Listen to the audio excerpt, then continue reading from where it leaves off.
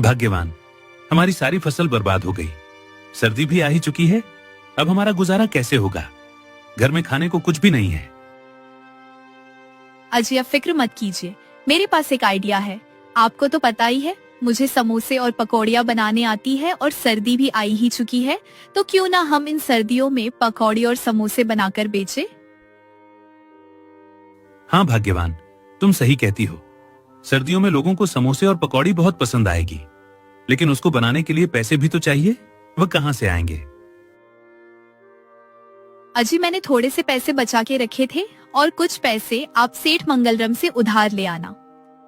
उनसे बोलना जैसे ही थोड़ा बहुत मुनाफा होगा हम आपके पैसे लौटा देंगे। हाँ रुक्मणी, आज तो बारिश हो रही है, इसको थमने दो, फिर जाऊंगा। फिर वे दोनों खाना खाकर सो जाते हैं और सुबह होते होते बारिश भी रुक जाती है।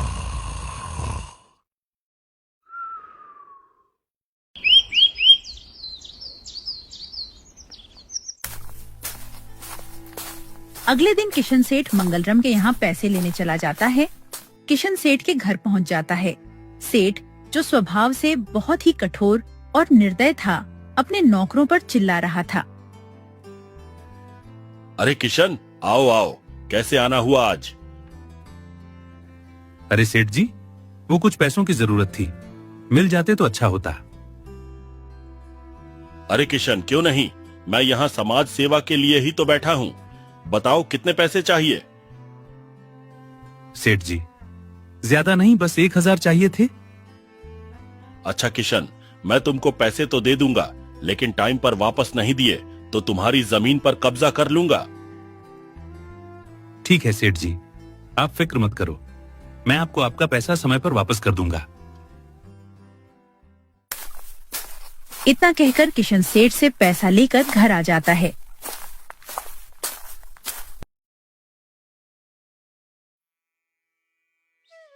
ये लो भाग्यवान, तुम्हारे कहने पर मैं सेठ से पैसे तो ले आया हूँ, लेकिन उन्होंने अजीब सी शर्त रखी है कि अगर हमने उनका पैसा नहीं लौटाया तो वह हमारी जमीन पर कब्जा कर लेंगे। अजी आप फिक्र मत कीजिए, अब देखो सर्दियाँ भी आ चुकी हैं तो हमारे समोसे और पकौड़ी बहुत बिकेंगे। लोग बड़े ही चाव से खाएंगे सर्दियों में, तो हम सेठ के पैसे आसानी से चुका देंगे। अच्छा ठीक है भाग्यवान, कहीं ऐसा ना हो कि जो घर में थोड़ा बहुत पैसा था वह भी लग जाए और हमारी जमीन भी चली जाए। अजी आप खामखा टेंशन ले रहे हो, ऊपर वाले पर भरोसा रखो, सब अच्छा ही होगा।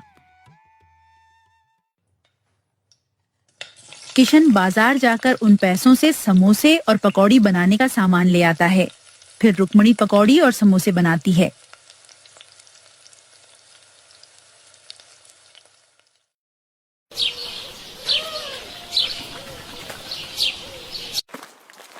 रुक्मणी कुछ समोसे और पकौड़ियां बनाकर किशन 2 को देती है और किशन उनको बेचने गांव की ओर निकल पड़ता है।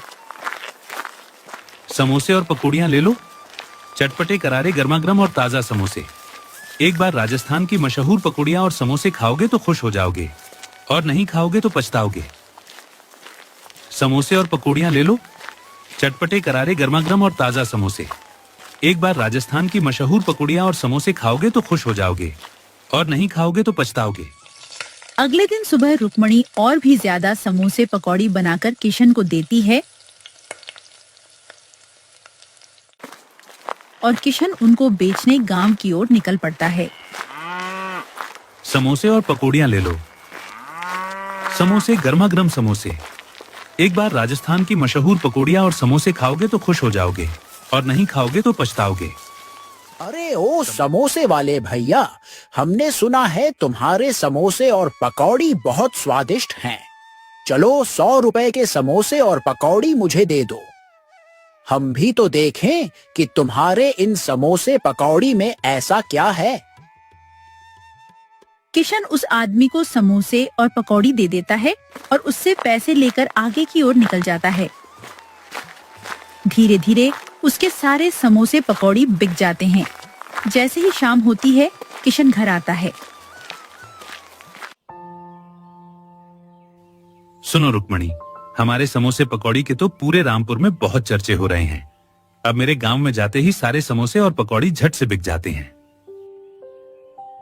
रुक्मणी ये बात सुनकर बहुत खुश होती है।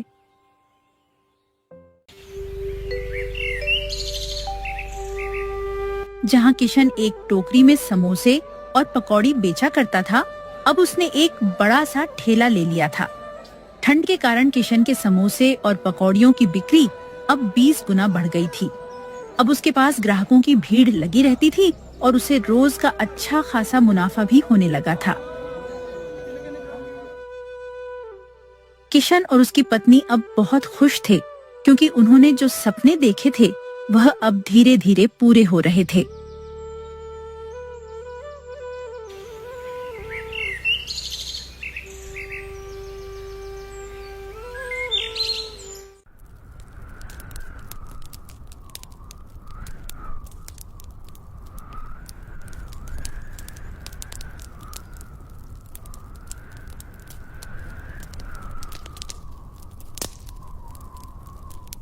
एक शाम जब किशन और रुक्मणी अलाव के पास बैठे हाथ सेकते हुए बात कर रहे होते हैं, तभी गांव का मुखिया उनके पास आता है और कहता है,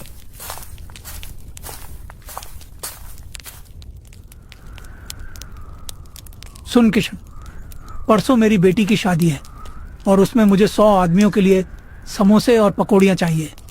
क्या तुम मुझे बनाकर दे सकते हो? जी मालिक, क्यों नहीं। आपको आपका सामान जल्दी ही मिल जाएगा। उनकी यह सारी बातें मलखान और उसकी पत्नी को पता चल जाती हैं। हमेशा इस किशन के ही साथ इतना अच्छा क्यों होता है?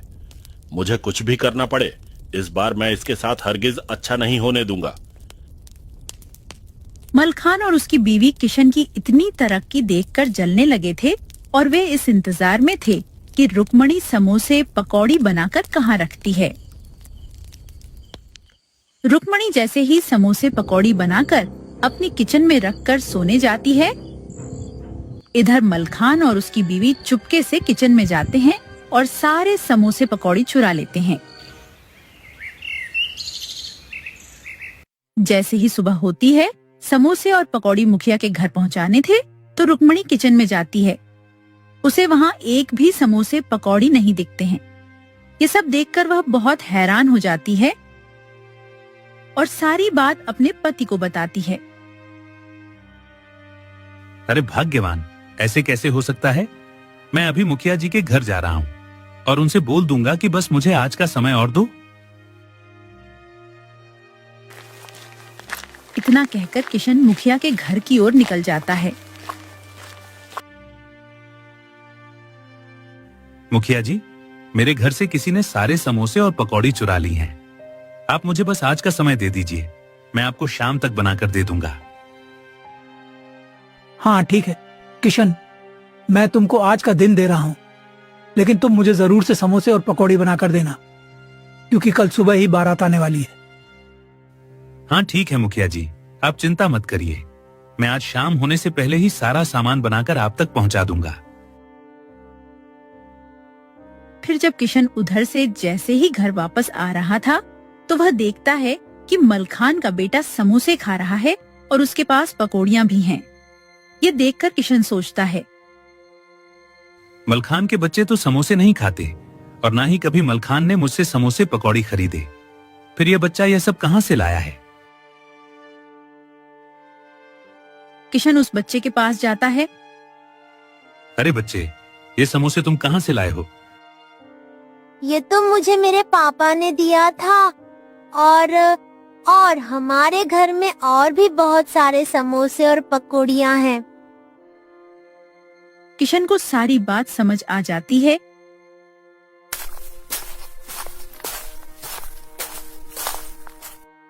और वह घर आकर सब कुछ अपनी पत्नी को बताता है। अजी, आपको मुखिया जी के घर जाना चाहिए और उनको सारी बात बता देनी चाहिए। मुखिया जी ही हमारी मदद कर सकते हैं। फिर किशन मुखिया जी के घर जाता है और सारी बात उन्हें बता देता है। मुखिया जी अपने नौकरों के साथ मलखान के घर जाते हैं और उसके घर की छानबीन कराते हैं। जाओ, इसके पूरे घर की अच्छे से तलाशी लो